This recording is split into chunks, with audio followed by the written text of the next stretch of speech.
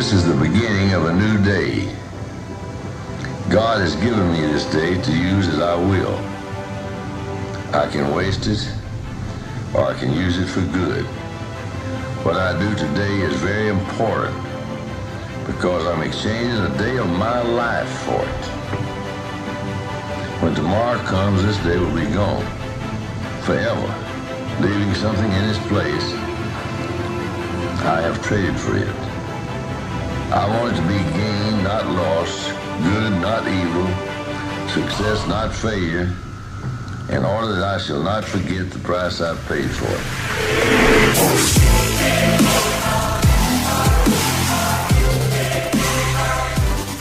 All right, guys, I appreciate y'all being here today. Our goal for this meeting is we're going to discuss practice structure, what to expect from a first practice, and just some general topics like that.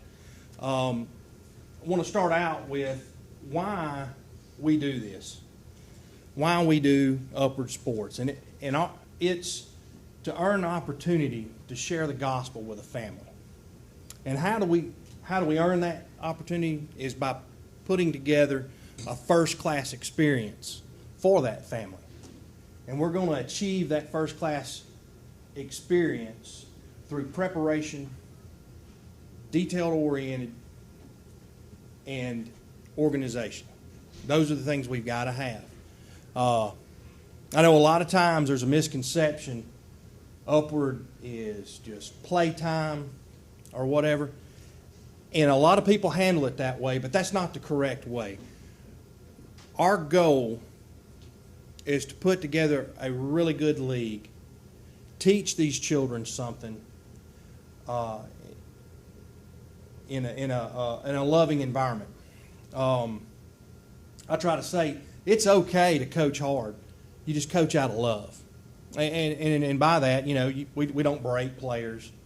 We you don't scream at players. I've been accused of that, but I promise that was when they were on the floor and they were running up and down the floor and I had to be loud.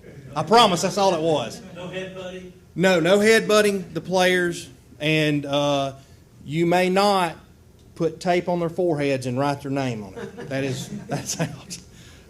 Sometimes you wish you could do that, but no. I always try to coach from the standpoint of I don't fuss at you when you make a mistake. I don't fuss at you when you fail because of limited ability. I coach at that time. I encourage and I coach. I will fuss at them when they don't pay attention. They're talking when they need to be looking at me or whatever. I will fuss at them because, like I said, it's not fun time. It's a time to get better, to learn an aspect of the sport and get better. Therefore, you got to have structure and you got to have control. So, just wanted to let y'all know that there's a misconception that it's just fun time. No, it's to be fun. We're not going to run them across the field until their tongue's dragging. We want it to be fun, but it's not just playtime. We need to have a goal of accomplishing something. For this first practice, you need to expect, you've got to figure out what you've got. And yes, we evaluated them, but that's not a full picture. So you need to be planning on this first practice to be running through some skills. What I like to do is I like to try to have the kids throw the ball back and forth. I can see who can throw and who can catch. One drill right there. They're throwing and catching, so you can kind of determine that. Have them run the 30-yard dash again. Line up and run. So you can determine, who your fastest players are, because the evaluation, unfortunately, is not foolproof. Typically, the way I conduct my practice is I usually about 5 minutes before, we're all starting at 6, 5:55, I get them together and we chat. At practice, especially these first practices, it's just going to be, getting to know the guys, getting to know the kids. laying out expectations, things like that. As the season progresses, or as you have multiple practices, discuss with them what went right, what went wrong at the last practice. Communicate with them. One thing you need to know, especially if you're new to this, don't expect them to have the same vocabulary you do. One practice we're out there and I'm hollering, come on guys, hustle, let's move, hustle. And one of them goes, what do you mean hustle, coach? And I went, okay, we got to develop a vocabulary. So especially with these younger ones, even the older ones that have not been a part of sports, know that they may not understand. It's not that they don't want to do what you're telling them. They may not have the vocabulary to do it. So I've run across that, and you kind of feel silly. I'm out there, I starting to get a little frustrated, and then poor little fellas couldn't even understand what I wanted. So know that as you communicate with them. But anyway, I use that time to start getting them focused about practice and just to discuss where we came from and what we need to accomplish that day. I typically break my practice down into 15-minute segments, especially when it's hot. We will practice for a 15-minute segment, water break, 15-minute segment, devotion, and of course they can drink water at that time, and then so on till the 1 hour practice is over with. I have found that to be pretty effective, and have only had a kid throw up on me one time. But hey, 7 years, you're going to have one. Fortunately, his mom come. I thought for sure his mom was going to be mad, but she come up. She goes, "No, he does that sometimes when he gets hot." So, but anyway, that's typically how I'll run the practice. Is in those 15-minute segments. Now, my first practice, like I said, is going to be a shakeout. Figure out who can do what, and then towards the end, we might start teaching a few fundamentals. When I go into the second week of practice, the first half of practice is fundamentals of different skill sets, and then the second half I start installing my offense. Now, the third practice would be a very similar scenario, still offense. I usually will not. I'll do some defense, and a lot of defense will be taught in like I call it a shell defense. You're going to have a full offense while you're installing your offense. While you need defenders on the other side so your offense can get a feel. They need to see what they're going to be running at. So you need to have your guys that are not on offense at the time on defense. And that's why I shared with your head coaches, you need to get your dads involved. If you could get 4 guys involved, you could keep them all busy teaching different things at one time. And that's the goal, or that's the key, that's the key with these 1 hour practices. What you've got to do is keep multiple things going on at the same time. Say you're teaching routes. Well, you need to have your center and your quarterback. They're working on their exchange. Quarterback's working on his drop. Receivers are working on his routes. And you need to have a DB over there learning how to cover his zone. Most of the time we're going to play zone. I mean, you might can find some guys that can play man and the older guys. But most of the time what I've experienced, we typically play zone. So those are all things, if you can get 3 dads, you can be coaching 4 different things at one time. And if you don't do that, you will not be able to accomplish what you need to accomplish with these 1 hour practices. So, head coaches, you just go to them and say, look, I need help.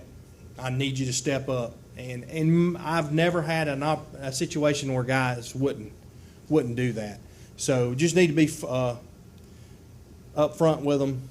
Don't just ask for volunteers. You just almost kind of demand volunteers. I need your help. If we're going to learn anything out of this hour practice, what we need to do. So when you're doing your segments, attempt to get as many things going on at one time. Utilize those opportunities to teach.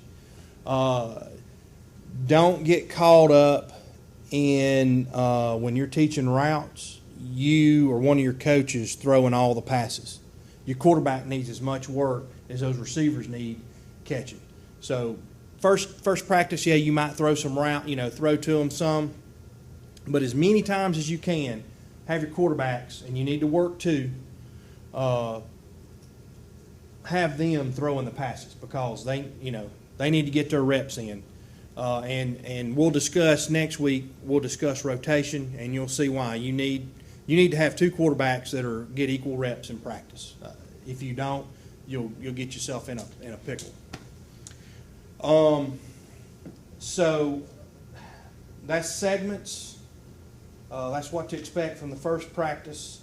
One thing I would encourage: keep it simple. Keep it simple. I learned this. Me and my buddy Ricky coached Powder Puff football, and we got out there, and we got some of the offensive guys to come help us. And I guess they thought they were going to install our spread offense with, I don't mean to offend anybody, but high school girls that never played football, and it was a disaster. And I learned right then, keep it simple. Get a foundation of your offense together. Perfect that. And then as the season progresses, you can add on to it. My offense, and I'll just lay it out there, my offense pretty much is going to be a single formation. I have a single formation, and my guys have the same movement every play. But we can hand the ball off to 5 different people out of that one formation. Keep it simple. That way, the little fellas, all they got to do is learn to do. This is what you do every play. And then you listen to the keys that we give about who gets the football. So keep it simple.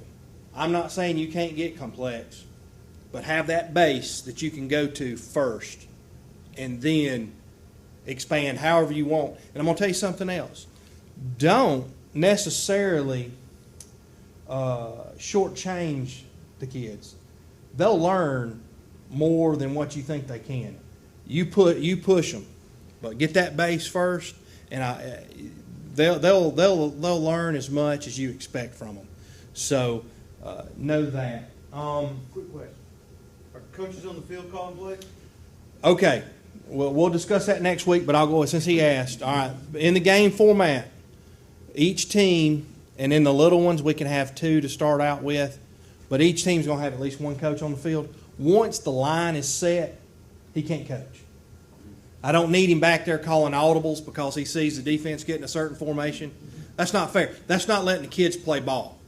Now, coach on the sideline can call an audible. I mean, it's football. You know what I mean? You can coach from the sideline once the line's set. I'm not stopping that. We don't want to take away from the essence of the sport. But I don't want the coach that's on the field, he can call plays in the huddle. He can, get them to the line, whatever. But once that line's set, I do not need, you're not going to call audibles for your offense. Same thing for your defense. Once that offensive line's set, you're not going to change you're not going to call a defensive audible and change your alignment or this, or we played one season and this guy would get right up behind his linebacker just like this. All right, go left, go left, go left. Now, wait a minute. Once we get into a formation, we got to let the kids play. Bottom line, we don't want to, take away from the integrity of the game. So, thank you for asking that. Now I'm completely lost. I don't know where I was going. We talked about keeping it simple. Oh, I know one thing. Teach the fundamentals. You've got to teach the fundamentals. And one of the things that I have personally witnessed is you've got to dedicate the time to teaching the pass routes and the names. You got to teach them about their names. Now, some of these, I played with my hand in the dirt. So a lot of this was foreign to me. I had, you need me to block a 3 technique, I can teach you that. Need me to teach you how to run routes? I didn't know. YouTube is full of videos on how to coach receivers, how to coach quarterbacks. Just find them, use them, and tons of resources there. But anyway, 2 years ago, Jack played in the NFL flag. We didn't have an upper place to play, and I didn't know anybody down there. I didn't head coach, so I just would help. And he never would invest the time in teaching the kids routes. He would teach them a play, but he would never teach them a route. Well, oftentimes you're going to get in a game, and you're going to see something a defense is giving you. When you're going to say, hey, instead of running that corner, I need you to run that out right there and sit down in the flat. It'll be open. We couldn't coach the kids during the game. We couldn't tell them to adjust because we'd not taught them the fundamentals. So invest the time. Don't get in too big of a hurry. Invest the time to teach the fundamentals.